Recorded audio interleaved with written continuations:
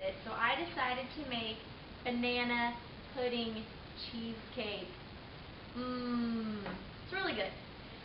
So what we're going to do with the crust is going to be made out of crushed vanilla wafers with chopped pecans. And then we're going to make a really simple cheesecake filling and swirl in some diced banana that has a caramelized topping. It's delicious.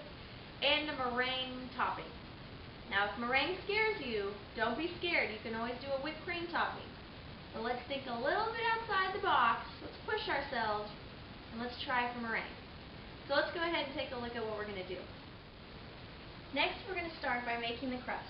We're going to finely chop a 1/4 cup of toasted pecans and 1.5 cups of vanilla wafers. Look at how cute these dishes are. I got them for the wedding. Isn't that exciting? Okay. When you're chopping things in the food processor, you want to go ahead and pulse it. If you hold it on steadily the whole time, it chops them too finely and you'll end up with a gunky mess. So we're going to pulse. It's almost there. I want all the pieces the same consistency. And mine look like nice, uniform crumbs. And if you don't have a food processor, you're more than welcome to do this by hand with a rolling pin. But I have a tendency to leave my pieces in big chunks and people bite into them and it doesn't work out. So I thought, I'll take out the food processor. Next, I'm going to take that finely crushed mixture and mix it with 4 tablespoons of melted butter. And you're looking for a coarse crumb. I'm just stirring the melted butter and the cookie crumbs together until it's pretty good. And then we're going to spread it evenly in our 9-inch spring pan. I've also gone ahead and greased the spring pan. And after we spread the cookie mixture out, we're going to toast it in the oven for 10 to 15 minutes just to get that crust nice. The next thing we're going to do is start on the banana mixture. We're going to take 2 ripe bananas, and a tip is to peel them from the bottom like monkeys do, and then you don't have the strings attached. We're going to dice 2 bananas that are ripe, the juice of 1 lemon, and then we're going to add in 2 tablespoons of brown sugar and cook it over the stove top on medium heat.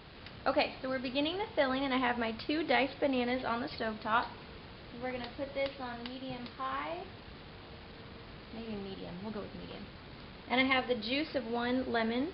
Remember to roll the lemon on the countertop to get more of the juice out. And if you just cup your hand under it, you can save the seeds that way. And then we're going to add 2 tablespoons of brown sugar.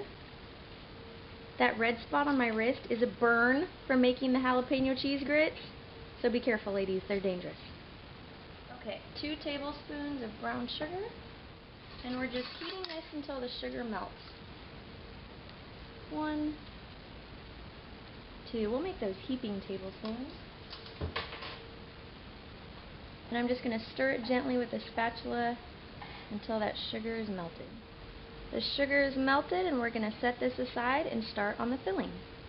Okay, y'all, it's time for the fun part, the filling.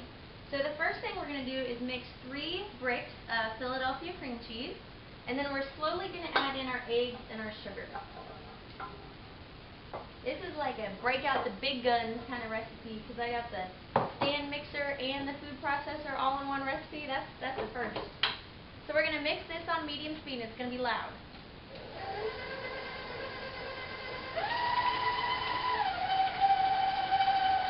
Once that's blended, I'm going to add my eggs 1 at a time. Yesterday when I cracked into my farm fresh eggs, I got a double yolk for the first time. That was like lucky.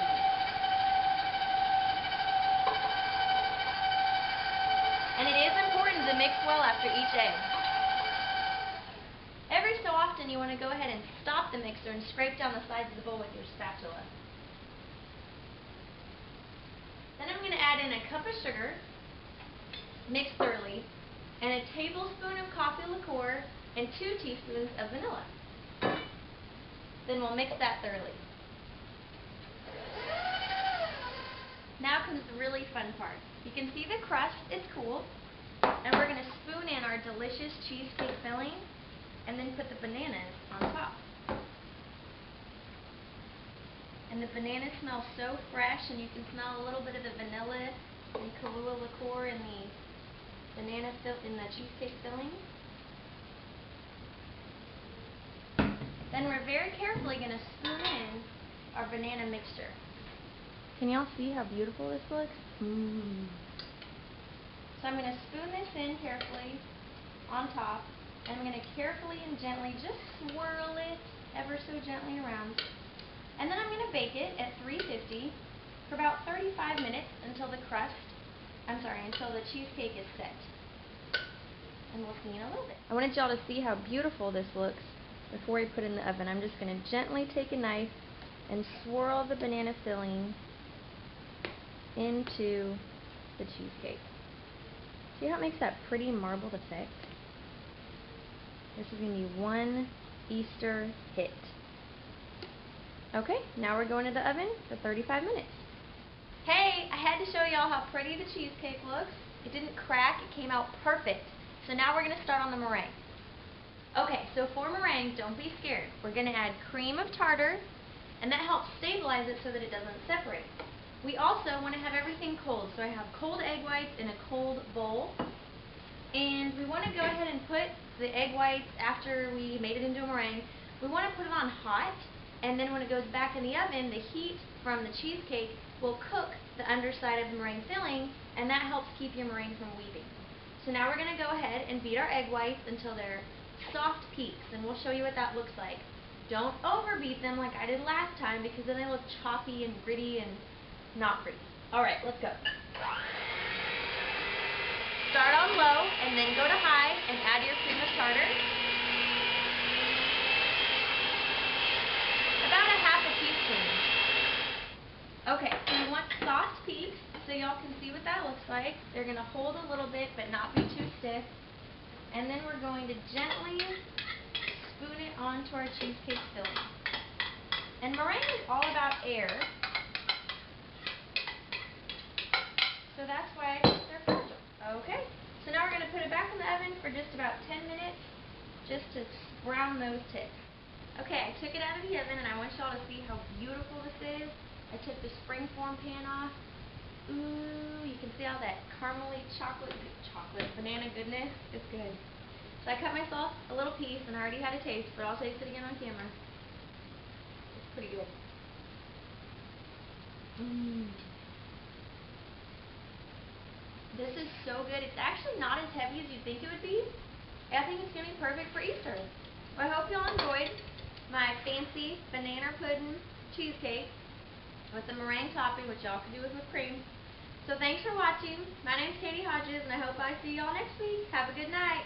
Peace, love, and bacon, y'all. Happy Easter.